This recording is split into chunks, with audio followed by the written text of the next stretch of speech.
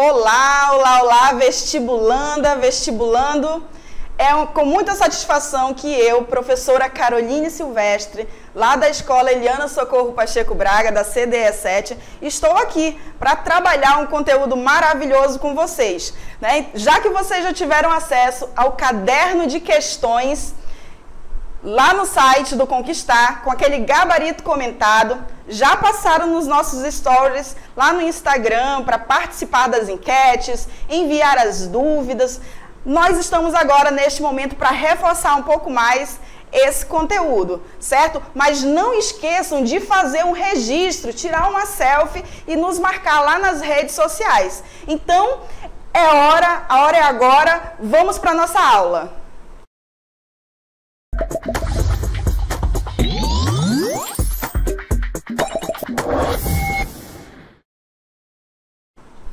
Então, gente, o conteúdo a ser trabalhado neste momento é a escola literária Romantismo, mais especificamente Romantismo no Brasil, com a primeira geração da poesia romântica, na primeira metade do século XIX, certo? Então vamos aqui trabalhar alguns aspectos, por exemplo, como os aspectos históricos, que são de suma importância para nós compreendermos o contexto de produção lá das obras do século XIX. Lembrando que faz parte das habilidades e competências, por exemplo, do Enem, compreender o contexto em que essa obra foi produzida, certo? Então vamos adentrar aqui alguns pontos referentes a esse contexto histórico, como, por exemplo, a pós-Revolução Francesa.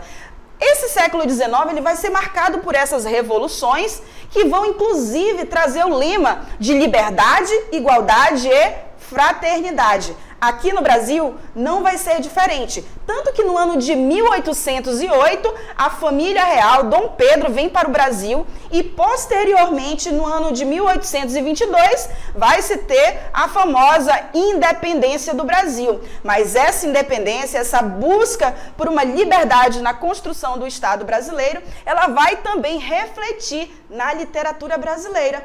É tanto que aqui nós vamos ter o quê? Nós vamos ter o início da era da literatura nacional brasileira, tá? Então, esse contexto da literatura romântica no Brasil vai se dar justamente lá para a região sudeste do Brasil, é onde vai se estar ali vivendo uma situação de maior progressão, de maior progresso econômico, cultural, os estados de mais desenvolvimento nesse contexto do século XIX. Então, o foco da literatura brasileira vai estar lá para o sudeste do Brasil, certo? Então, vale também mencionar aqui o contexto cultural.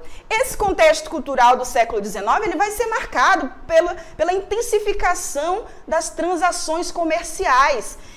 Também intercâmbio cultural, uma vez que a família real está no Brasil, né? Então os holofotes vão estar voltados para essa família real, logo os hábitos, os costumes da família real vão estar em voga, vão estar sendo veiculados e a população lá do sudeste do Brasil vai inclusive querer imitar alguns hábitos da família real, como por exemplo a prática da leitura. Né? Como podemos perceber aqui nesta imagem, uma bela moça, é uma pintura romântica, né? Que busca justamente trazer uma percepção de uma cultura letrada, com base em quê? Com base no hábito da leitura. Então esse é um exemplo. Aí essa pintura, por exemplo, está representando esse início da formação de um circuito de leitores no Brasil, leitores da literatura brasileira, por exemplo, certo? Então, esse é o contexto histórico importante aí para nós pontuarmos. Vamos lembrar também que o século XIX ainda vive um contexto de escravidão, ok? E que isso, posteriormente, nas próximas gerações da poesia romântica, vai ser contemplado, certo? Então, vamos agora trabalhar especificamente as características da primeira geração da poesia romântica, que é uma geração, inclusive, considerada nacionalista, indianista, certo? Por que é uma geração considerada nacionalista? O contexto histórico explica, né? Independência do Brasil, certo? Independência do Brasil, então nós precisamos o quê? Construir a nossa identidade brasileira. Mostrar o Brasil em sua independência. Mostrar o Brasil já separado ali de Portugal, certo? Então, as nossas características principais a serem pontuadas, por exemplo, é o subjetivismo. O subjetivismo é uma característica de todo o romantismo, gente, certo? E aqui na primeira geração vai se fazer presente justamente no momento da expressão poética acerca de quê? Acerca da pátria, da fauna, da flora e do povo brasileiro, certo? Outra característica importante que está aqui para vocês é a idealização. Gente, idealiza-se o quê? Uma nação perfeita. Vai se valorizar, então, de forma até mesmo desconfigurada da realidade, né? Porque busca-se mostrar a melhor imagem do Brasil, do brasileiro, da fauna, da flora, da literatura brasileira. Então, essa característica ela é muito marcante aqui nessa primeira geração. O que mais nós temos aqui? Prestem atenção. Nacionalismo e patriotismo. Aqui o sentimento ufanista, ele vai estar muito ressaltado. Por que ele vai estar ressaltado? Porque o objetivo é o quê? Mostrar o amor que eu tenho pela pátria brasileira, né? Então, isso vai ser transbordado com muita veemência. Mas não esqueçamos que um dos elementos característicos aqui também é a contemplação da natureza, de forma equilibrada, opulenta, bela, bonita, certo? Então vamos lá, gente. Outra característica para nós aqui fecharmos essas características principais é o indianismo. Indianismo vai ser uma característica que vai fazer uma retomada, né, do passado histórico do Brasil. Na literatura brasileira, quando foi que nós vimos, por exemplo, o indianismo aparecendo?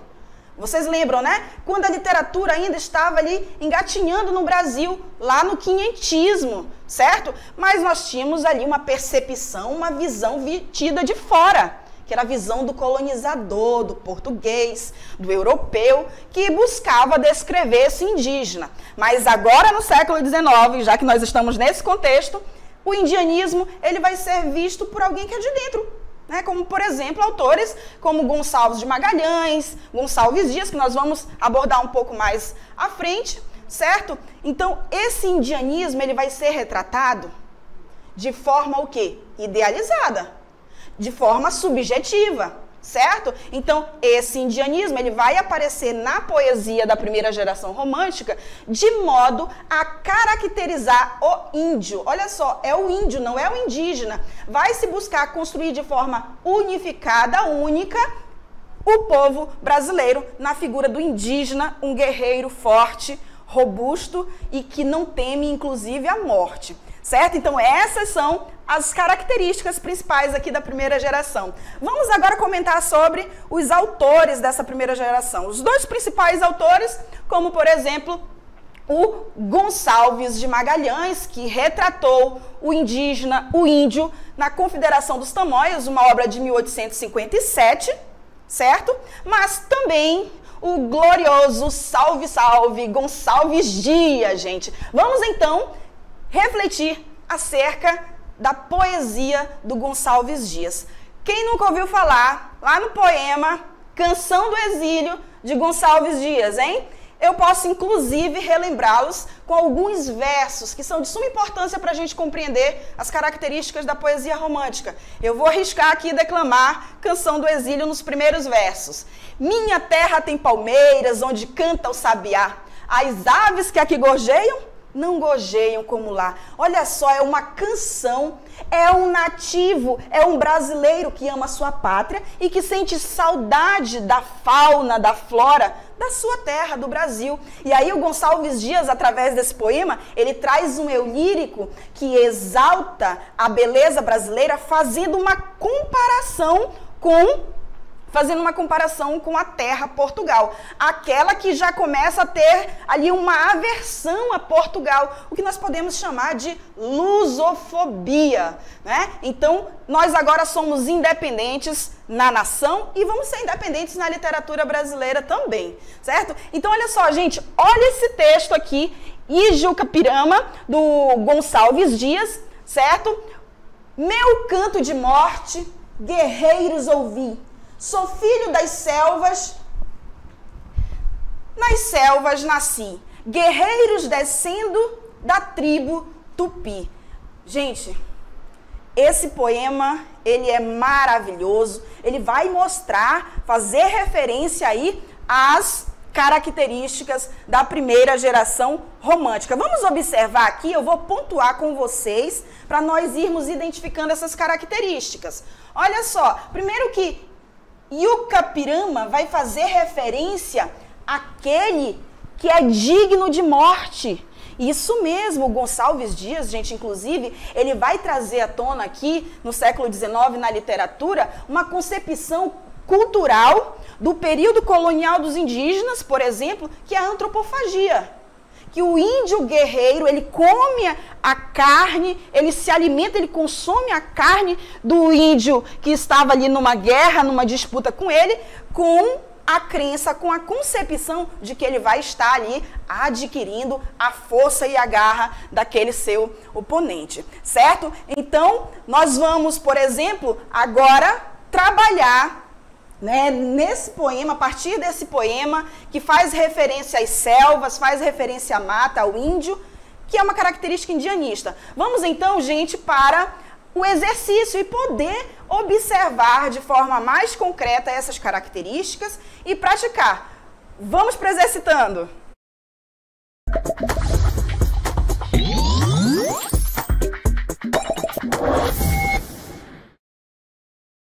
Então, gente, agora é hora de nós o quê?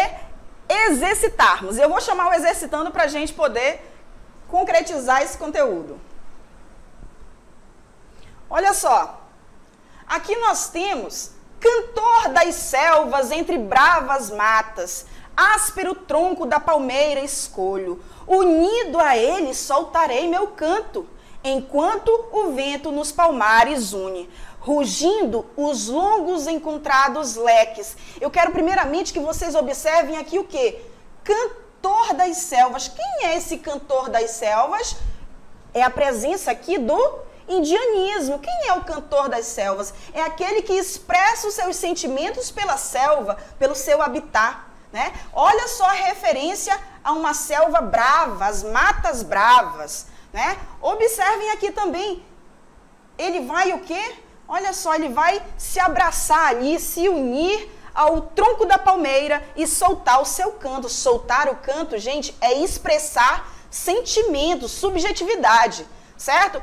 Então, olha só, vamos aqui direto para o comando da questão. E eu quero que vocês tenham sempre muita atenção ao comando da questão, para percebermos o que de fato nós devemos responder. Os versos acima de Os Timbiras, de Gonçalves Dias, apresentam o quê? Olha só, ei, bebê, presta atenção aqui, ó. Ele está querendo saber as características da primeira geração romântica, certo? E vamos lá, eu tenho certeza que tu vais gabaritar essa questão, porque nós já trabalhamos aí as características da primeira geração romântica, certo? Vamos para as alternativas? Alternativa A, apego ao equilíbrio na forma de expressão. Olha só aqui, presença do nacionalismo pela temática indianista e pela valorização da natureza brasileira. Ok? Já observaram aí a? Não sei se está certo, eu tenho minhas dúvidas, viu? Mas deixa ela guardada aí. Alternativa B de bora acertar, né? Resistência aos exageros sentimentais e a forma de expressão subordinada às emoções. Eu quero que tu pare bem aqui, tá?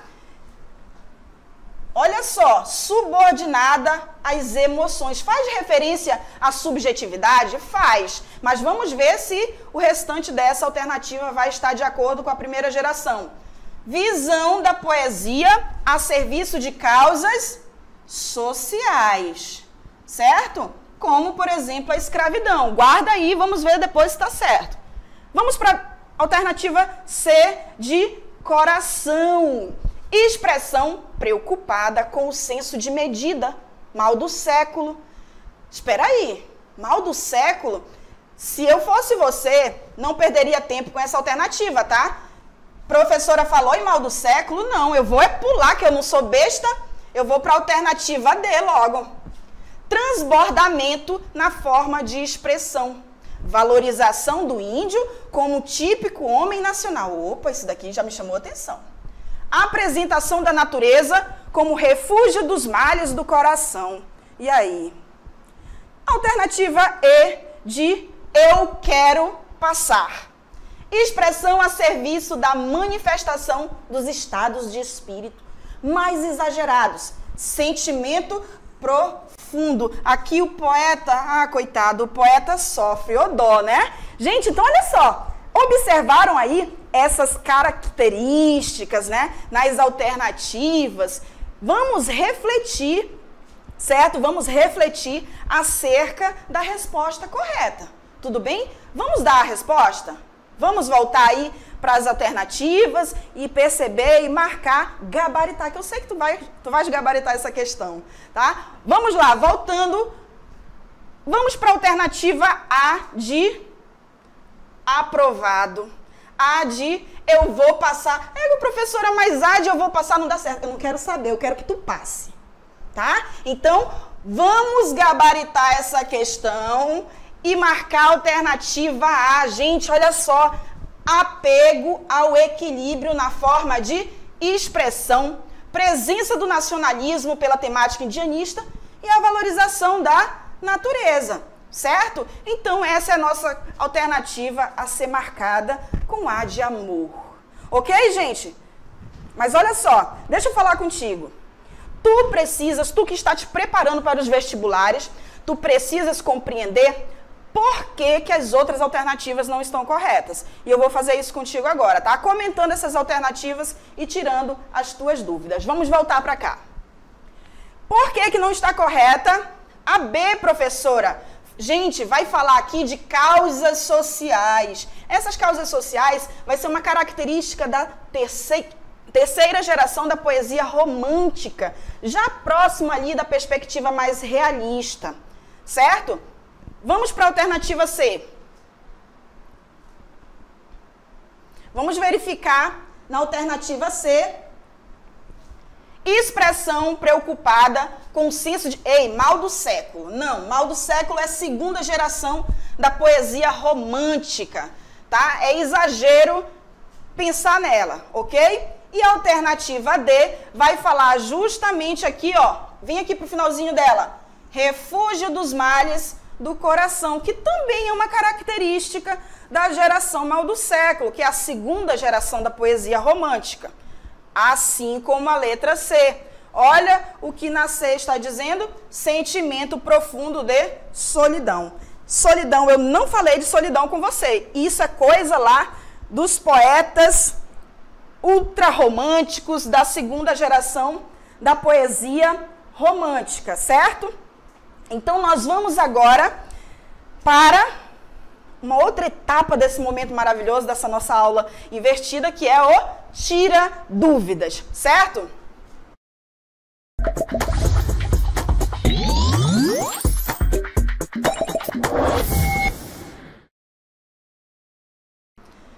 Gente, então olha só. Lá nas nossas redes sociais, por exemplo, nós colocamos algumas enquetes e vocês puderam tirar algumas dúvidas lá. Como, por exemplo, vamos aqui perceber as características sendo expressas lá nas enquetes, onde nós colocamos a opção para você. Primeira fase do romantismo no Brasil, nacionalista versus social. E eu sei que você acertou, né? Então, nós vamos aí marcar nacionalista. A primeira fase ela é nacionalista. Social vai ser a terceira geração da poesia romântica. Quero ver como que ficou essa porcentagem aí no Tira Dúvidas. Vamos dar uma olhada? Olha só, 87% nacionalista e 13% social. Agora eu tenho certeza que esses 13%, depois dessa aula top aqui no Conquistar, vamos chegar aí no 100%, certo? Vamos para a próxima dúvida? O indianismo romântico. Aí nós colocamos mais alternativas, né, para que vocês possam refletir um pouco mais e vamos ver se todo mundo prestou atenção, né, se percebeu lá as características no exercício do nosso caderno de questões. Então vamos observar aqui, por exemplo, quais são essas opções frente ao indianismo romântico. Crítico, idealizado, satírico e social. Como eu sei que tu prestou atenção na aula e tu tá assistindo agora, né, tu já tá percebendo que a resposta correta vai ser o quê? Idealizado. Aqui foi pegadinha para ti, tá? Nós temos sinônimos aqui. Crítico é o mesmo que satírico. E isso aqui é da terceira geração da poesia romântica. Vamos ver a porcentagem? Como que ficou esse negócio aqui? Respostas: crítico, 5,3%, caíram na pegadinha, né? Olha só, mas a maioria compreende que essa primeira geração, ela é caracterizada, marcada pela idealização, e a social 10%, mas eu tenho certeza que se nós jogarmos outra enquete com esse conteúdo, vocês vão conseguir tirar de letra, eu não tenho dúvida, certo, gente? Então vamos para uma dica, né, para nós fecharmos aqui o nosso momento maravilhoso sobre a primeira geração da poesia romântica. Vamos para a dica. Olha só.